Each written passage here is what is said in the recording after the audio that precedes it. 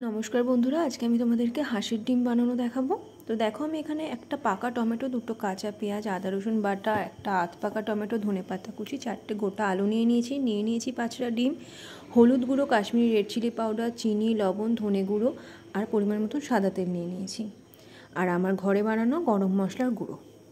देखो आमी ओभेनटा जालिये निচ্ছি कड़ाईटाও बसिए दिलाम कड़ाईटा गरम हये एसेছে एर मধ্যে आमी परिमाण मतो सादा तेल दिए दिलाम। এবার এক এক করে হাঁসের ডিমগুলো তেলে ছেড়ে দেব।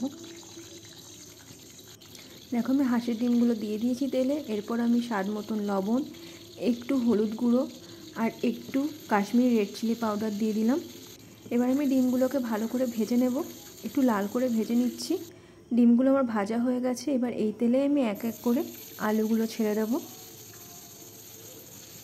তো দেখো আমি আলুগুলো ছেড়ে দিয়েছি, একটু নাড়িয়ে চাড়িয়ে নিচ্ছি।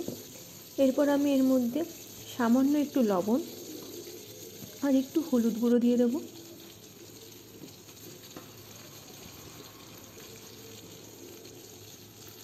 এবার আমি আলুগুলোকে ভালো করে নাড়িয়ে চাড়িয়ে নেব, একটু লালচে করে ফ্রাই করে নেব। এর মধ্যে আমি দিয়ে দিচ্ছি কেটে রাখা দুটো পেঁয়াজ কুচি। এবার আমি আলু আর পেঁয়াজগুলোকে ভালো করে নেড়ে নিচ্ছি। দিয়ে দিচ্ছি এর মধ্যে কেটে রাখা একটা পাকা টমেটো। কিছুক্ষণ নাড়িয়ে চাড়িয়ে নেওয়ার পর এর মধ্যে আমি একটা আধ পাকা টমেটো দিয়ে দিচ্ছি। এরকম ঝোলে কিন্তু এরকম টমেটো খেতে বেশ লাগে, তোমরা অবশ্যই ট্রাই করে দেখো। এরপর আমি দিয়ে দিচ্ছি আদা রসুন পেস্ট। এবার আমি পুরো জিনিসটাকে ভালো করে নাড়িয়ে চাড়িয়ে নিচ্ছি। পরিমাণ মতন লবণ দিয়ে দিচ্ছি, পরিমাণ মতন হলুদ গুঁড়ো, কিছুটা কাশ্মীরি রেড চিলি পাউডার গুঁড়ো আর কিছুটা ধনে গুঁড়ো দিয়ে দিচ্ছি। এবার আমি ভালো করে কষিয়ে নেব। দেখো আমার মশলাগুলো ভালো করে কষে গেছে, তেলটা একটু বেরিয়ে এসছে। এরপর আমি এর মধ্যে দিয়ে দেব গোটা গরম মশলা গুঁড়ো। এবার একটু নাড়িয়ে চাড়িয়ে নিচ্ছি। এরপর ডিমগুলোকে দিয়ে দেব।